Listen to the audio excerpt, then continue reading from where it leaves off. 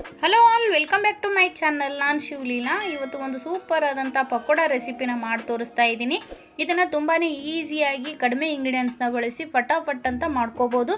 ಒಂದೇ ಥರದಾದಂಥ ಪಕೋಡನ ತಿಂದು ಬೇಜಾರಾಗಿದ್ದರೆ ಈ ರೀತಿ ಪಕೋಡನ ಮಾಡ್ಕೊಂಡು ತಿನ್ನಿ. ತುಂಬ ಚೆನ್ನಾಗಿರುತ್ತೆ, ಅದ್ಭುತವಾಗಿರುತ್ತೆ, ಮಾಡೋದು ಕೂಡ ತುಂಬಾ ಈಸಿ. ಅದಕ್ಕಿಂತ ಮೊದಲು ಫ್ರೆಂಡ್ಸ್, ಯಾರೆಲ್ಲ ನನ್ನ ಚಾನಲ್ನ ಸಬ್ಸ್ಕ್ರೈಬ್ ಮಾಡದೆ ನೋಡ್ತಿದ್ದೀರೋ ಪ್ಲೀಸ್ ಚಾನಲ್ನ ಸಬ್ಸ್ಕ್ರೈಬ್ ಮಾಡ್ಕೊಂಡು ನೋಡಿ. ನನ್ನ ವೀಡಿಯೋಸ್ಗಳನ್ನ ನಿಮ್ಮ ಫ್ಯಾಮಿಲಿ ಫ್ರೆಂಡ್ಸ್ಗಳಿಗೆ ಶೇರ್ ಮಾಡಿ, ಅವರು ಕೂಡ ನನ್ನ ವೀಡಿಯೋಸ್ನ ನೋಡಲಿ, ನನಗೆ ಸಪೋರ್ಟ್ ಮಾಡಲಿ, ಹಾಗೆ ನನ್ನ ರೆಸಿಪಿನೂ ಕೂಡ ಟ್ರೈ ಮಾಡಲಿ. ಬನ್ನಿ, ಈಗ ಸೂಪರ್ ಆದಂಥ ರವೆ ಪಕೋಡನ ಮಾಡಿ ತೋರಿಸ್ತಾ ಇದ್ದೀನಿ. ರವೆನ ಉಪಯೋಗಿಸಿ ಸೂಪರ್ ಆದಂಥ ಪಕೋಡನ ರೆಡಿ ಮಾಡ್ಕೋಬೋದು. ಒಂದೇ ಥರನಾದ ಪಕೋಡ ತಿಂದು ಬೇಜಾರಾಗಿದ್ದರೆ ಈ ಥರ ಪಕೋಡ ಮಾಡ್ಕೊತೀನಿ. ಬನ್ನಿ, ಈಗ ಮಾಡೋ ವಿಧಾನನ ತೋರಿಸ್ತಾ ಇದ್ದೀನಿ. ಬಾಣಲಿನ ಬಿಸಿಗಿಟ್ಟಿದ್ದೀನಿ. ಅದಕ್ಕೆ 2 ಟೇಬಲ್ ಸ್ಪೂನ್ ಆಯಿಲ್ನ ಹಾಕಿ 1 ಬೌಲಷ್ಟು ಬನ್ಸಿ ರವೆನ ಹಾಕ್ಕೊಳ್ತಾ ಇದ್ದೀನಿ. ಹಾಕಿ ಇದನ್ನು ಚೆನ್ನಾಗಿ ನಾವು ಲೋ ಫ್ಲೇಮಲ್ಲಿ ಇಟ್ಕೊಂಡು ರವೆನ ಹುರಿಬೇಕು. ಹುರಿದಾಗ ಇದು ಪರಿಮಳ ಚೆನ್ನಾಗಿ ಬರುತ್ತೆ, ಹಾಗೆ ಪಕೋಡನೂ ಕೂಡ ಕ್ರಿಸ್ಪಿಯಾಗಿ ಗರಿಯಾಗಿ ಬರುತ್ತೆ ತಿನ್ನೋದಕ್ಕೆ. ಈಗ ನೋಡಿ, ರವೆ ಚೆನ್ನಾಗಿ ಹುರಿದಿದೆ. ಇದಕ್ಕೇನೆ ಇವಾಗ ಒಂದು 3 ಹಸಿಮೆಣಸಿನ್ಕಾಯಿ ಹಾಗೆ ಒಂದು 2 ಈರುಳ್ಳಿನ ಕಟ್ ಮಾಡಿ ಇಟ್ಕೊಂಡಿದ್ದೆ, ಅದನ್ನು ಕೂಡ ಹಾಕಿ ಇದನ್ನು ಚೆನ್ನಾಗಿ ಹುರಿಬೇಕು. ಲೋ ಫ್ಲೇಮಲ್ಲಿ ಇಟ್ಕೊಂಡೆ ಇದನ್ನು ಹುರಿಬೇಕು. ಹುರಿದಾಗ ಚೆನ್ನಾಗಿ ರವೆ ಜೊತೆ ಈರುಳ್ಳಿ ಹಸಿಮೆಣಸಿನ್ಕಾಯಿನೂ ಕೂಡ ಹುರಿಯುತ್ತೆ. ಈ ರೀತಿ ಹುರಿದು ಮಾಡೋದ್ರಿಂದ ಪಕೋಡ ಚೆನ್ನಾಗಿ ಬರುತ್ತೆ.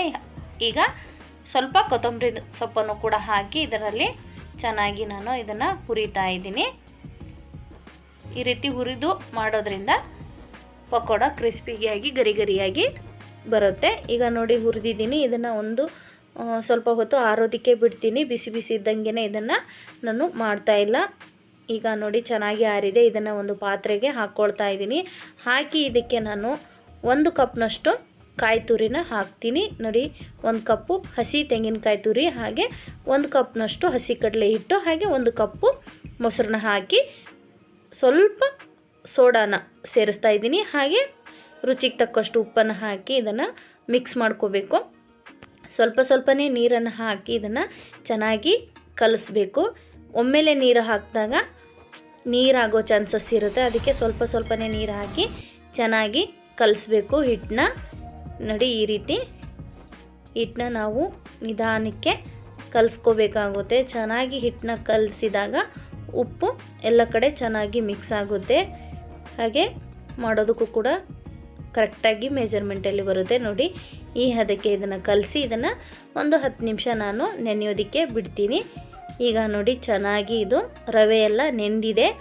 ಇದನ್ನು ನಾನೀಗ ಪಕೋಡ ಮಾಡ್ತೀನಿ. ಬಾಣಲಿನ ಬಿಸಿಗಿಟ್ಟಿದ್ದೀನಿ, ಅದಕ್ಕೆ ಆಯಿಲ್ನ ಹಾಕಿ ಈಗ ನೋಡಿ ಸಣ್ಣ ಉಂಡೆಗಳ ಥರ ಮಾಡಿಕೊಂಡು ನಾನು ಪಕೋಡನ ಎಣ್ಣೆಲಿ ಕರಿತಾ ಇದ್ದೀನಿ. ತಿನ್ನೋದಕ್ಕಂತೂ ತುಂಬಾ ಚೆನ್ನಾಗಿರುತ್ತೆ. ಇದನ್ನು ಬಿಡಿಯಾಗಿ ಹಾಕ್ಕೋಬೇಕು, ಹಾಗೆ ನಿಧಾನಕ್ಕೆ ಇದನ್ನು ತಿರುಗಿಸಿ ಹಾಕ್ಕೊಳ್ಳಿ, ಚೆನ್ನಾಗಿ ಬರುತ್ತೆ. ಈ ರೀತಿ ಒಂದೊಂದನ್ನೇ ತಿರುಗಿಸಿ ಹಾಕಿ ಇದನ್ನು ಎಣ್ಣೆಯಲ್ಲಿ ಫ್ರೈ ಮಾಡ್ಕೋಬೇಕು. ನಾವು ಒಮ್ಮೆಲೆ ಜಾಸ್ತಿ ಹಾಕಿದಾಗ ಒಂದಕ್ಕೊಂದು ಅಂಟ್ಕೊಳ್ಳುತ್ತೆ. ಈ ರೀತಿ ಸ್ವಲ್ಪನೇ ಹಾಕಿ ನಿಧಾನ ಉರಿಯನ್ನು ಇಟ್ಕೊಂಡು ಫ್ರೈ ಮಾಡ್ಕೋಬೇಕು. ಎಣ್ಣೆಯಲ್ಲಿ ಪಕೋಡನ ಚೆನ್ನಾಗಿ ಫ್ರೈ ಮಾಡ್ಕೋಬೇಕು.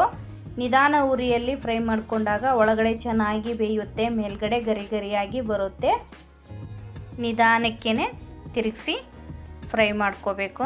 ನೋಡಿ, ಎಷ್ಟು ಚೆನ್ನಾಗಿ ರವೆ ಪಕೋಡ ರೆಡಿ ಆಗ್ತಾ ಇದ್ದಾವೆ. ಮಾಡೋದಂತೂ ತುಂಬಾ ಈಸಿ, ತಿನ್ನೋದಕ್ಕೂ ಕೂಡ ತುಂಬ ಅದ್ಭುತವಾಗಿದ್ದಾವೆ. ಟೇಸ್ಟು ಕೂಡ ಸೂಪರಾಗಿರುತ್ತೆ ಅಂತ ಹೇಳ್ತೀನಿ. ಈಗ ನೋಡಿ, ಫ್ರೈ ಆಗಿದೆ.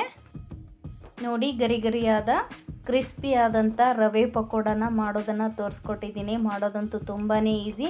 ಇದನ್ನು ಈವ್ನಿಂಗ್ ಟೈಮಲ್ಲಿ ಟೀ ಜೊತೆಗೆ ಮಾಡ್ಕೊಂಡು ತಿನ್ನೋದಕ್ಕೆ ಸೂಪರಾಗಿರುತ್ತೆ. ಎಲ್ಲರೂ ಕೂಡ ಇಷ್ಟಪಡ್ತಾರೆ. ಒಂದೇ ಥರ ಪಕೋಡ ತಿಂದು ಬೇಜಾರಾಗಿದ್ದರೆ ಈ ರೀತಿ ರವೆನೂ ಕೂಡ ಉಪಯೋಗಿಸಿ ಪಕೋಡನ ಮಾಡ್ಕೋಬೋದು. ಎಷ್ಟು ಸುಲಭ ಅಲ್ವಾ? ಇದಕ್ಕೇನು ನಾವು ಜಾಸ್ತಿ ಇಂಗ್ರೀಡಿಯೆಂಟ್ಸ್ನ ಹಾಕೋ ಅವಶ್ಯಕತೆ ಇರೋದಿಲ್ಲ. ಮನೆಯಲ್ಲಿರೋಂಥ ಇಂಗ್ರೀಡಿಯೆಂಟ್ಸ್ನ ಬಳಸಿ ಸೂಪರ್ ಆದಂಥ ರವೆ ಪಕೋಡನ ರೆಡಿ ಮಾಡ್ಕೋಬೋದು. ಈ ರವೆ ಪಕೋಡ ರೆಸಿಪಿನ ನೀವು ಮನೆಯಲ್ಲಿ ಒಂದ್ಸರಿ ಟ್ರೈ ಮಾಡಿ. ಹಾಗೆ ಈ ರವೆ ಪಕೋಡ ಮಾಡುವ ವಿಧಾನ ನಿಮಗೆಲ್ರಿಗೂ ಇಷ್ಟವಾಯಿತು ಅಂದ್ಕೊಳ್ತೀನಿ. ಇಷ್ಟವಾಗಿದ್ದರೆ ಪ್ಲೀಸ್ ನನ್ನ ಚಾನಲ್ಗೆ ಸಬ್ಸ್ಕ್ರೈಬ್ ಆಗಿ ನನಗೆ ಸಪೋರ್ಟ್ ಮಾಡಿ. ನನ್ನ ವೀಡಿಯೋಸ್ಗಳನ್ನ ನಿಮ್ಮ ಫ್ಯಾಮಿಲಿ ಫ್ರೆಂಡ್ಸ್ಗಳಿಗೂ ಶೇರ್ ಮಾಡಿ, ಅವರು ಕೂಡ ನನಗೆ ಸಪೋರ್ಟ್ ಮಾಡಲಿ. ಮತ್ತೆ ಸಿಗ್ತೀನಿ ಇನ್ನೊಂದು ಹೊಸದಾದಂಥ ಅದ್ಭುತವಾದಂಥ ರುಚಿ ಹೊಂದಿರುವ ರೆಸಿಪಿಯೊಂದಿಗೆ. ಅಲ್ಲಿವರೆಗೂ ನಾನು ನಿಮ್ಮ ಮನೆ ಮಗಳು ಶಿವಲೀಲಾ ಮಾಡುವ ಪ್ರೀತಿಯ ನಮಸ್ಕಾರ.